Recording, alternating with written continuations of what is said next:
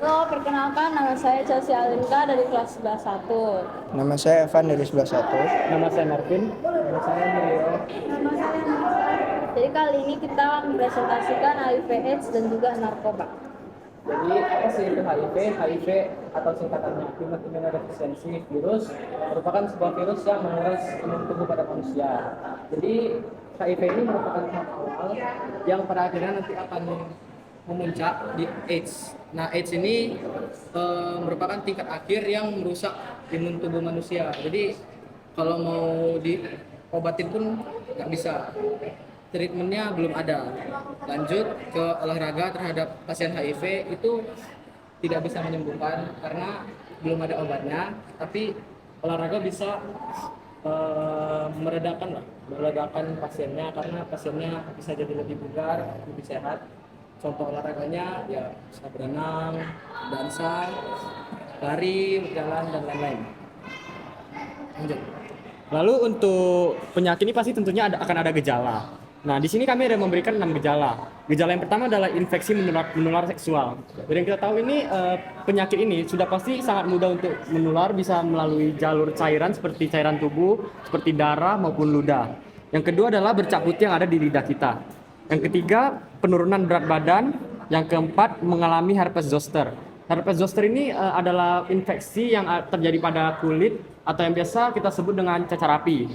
Dan yang kelima adalah demam hingga menggigil, dan yang terakhir muncul ruam di kulit. Lalu kalau HIV/AIDS ini kan dia termasuk penyakit menular seksual. Jadi pastinya ada cara untuk dia bisa menularkan penyakitnya tersebut. Yang pertama, berhubungan intim tanpa menggunakan pengaman, misalnya kondom. Lalu penggunaan jarum suntik secara bersamaan.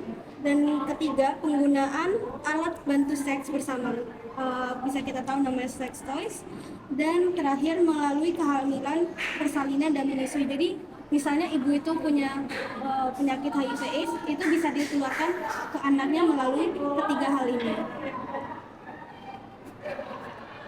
Baru itu lanjut ke cara mencegahnya.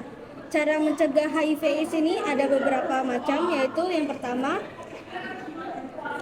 setia dan menghindari berganti pasangan. Nah, kalau misalnya kita melakukan seks terus kita sering gonta-ganti pasangan, kan kita nggak tahu pasangan kita ini sudah terjangkit penyakit atau tidak, sehingga akan lebih baik untuk kita untuk tetap pada satu pasangan yang udah pasti sehat gitu. Lalu hindari penggunaan narkotika, terutama yang melalui jarum suntik yang seperti yang kita ketahui tadi. Cara menularkan salah satu cara menularkan HIV/AIDS ini adalah dengan penggunaan jarum suntik secara bersamaan. Apalagi kalau kita pakai narkotika, itu pasti lebih mudah untuk terjangkit penyakit tersebut karena kan sifatnya nggak baik untuk kesehatan. Lalu melakukan pemberian edukasi tentang HIV/AIDS kepada masyarakat kayak kita lakuin sekarang, yaitu sosialisasi HIV/AIDS ke kalian.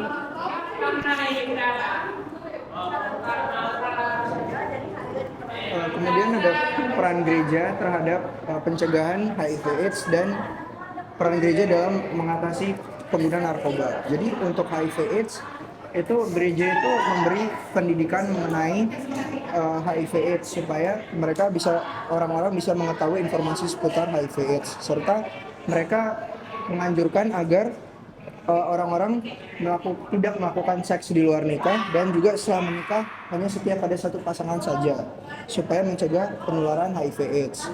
Ini juga didukung sama ayat Alkitab yang di mana Tuhan menyuruh kita menjaga tubuh kita karena tubuh kita adalah bait Roh Kudus. Kemudian ada gejala penggunaan narkoba.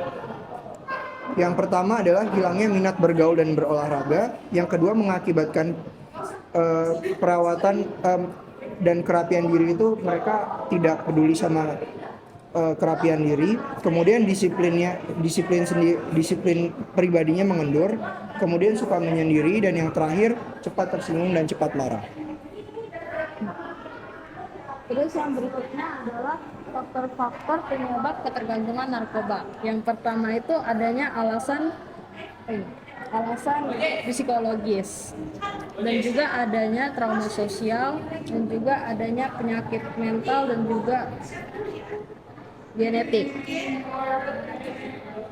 Lalu selanjutnya adalah dampak dari penggunaan narkoba. Terdapat 5 dampak yang kami berikan. Dampak yang pertama adalah melemahkan sistem imun. Seperti yang kita tahu ini penyakit narkoba ini itu kan membuat kita kecanduan seperti mengonsumsi obat-obatan. Otomatis dengan kebanyakan obat-obatan yang kita konsumsi, hal tersebut akan membuat imun tubuh kita menjadi tidak stabil. Dan yang kedua adalah rentan terkena AIDS. Dan seperti yang aku katakan sebelumnya, karena imun tubuh kita tidak stabil, otomatis kita akan lebih mudah untuk terjangkit penyakit. Yang ketiga adalah gagal jantung. Yang keempat, gangguan otak. Dan yang kelima adalah depresi, sebab mungkin ada beberapa narkoba yang membuat kita seperti untuk yang boosting mood kita supaya kita lebih bahagia, tapi itu bisa memberikan efek samping seperti malah kita menjadi lebih depresi. Kita lanjut ke jenis-jenis narkoba. Ada dua jenis narkoba berdasarkan pembuatannya dan berdasarkan efek. Yang berdasarkan pembuatannya yang natural ada ganja dan kokain atau koka. Yang kedua semi sintetis ada morfin. Yang ketiga sintetis yaitu amfetamin. Terus ada juga berdasarkan efek penggunaannya. Yang pertama itu ada narkotika dan golongan pertama, terus ada yang golongan kedua, lalu ada yang golongan ketiga. Dan sekian dari presentasi kami. Terima kasih. Terima kasih ya. Kami sudah tidak mau kalian mau foto ya sama. Bisa keluar MPK sumpah. Dia belakangnya Olimpiade Jepang. Sumpah. Serius? Pertama kali ini selebritas para masanya. Oke,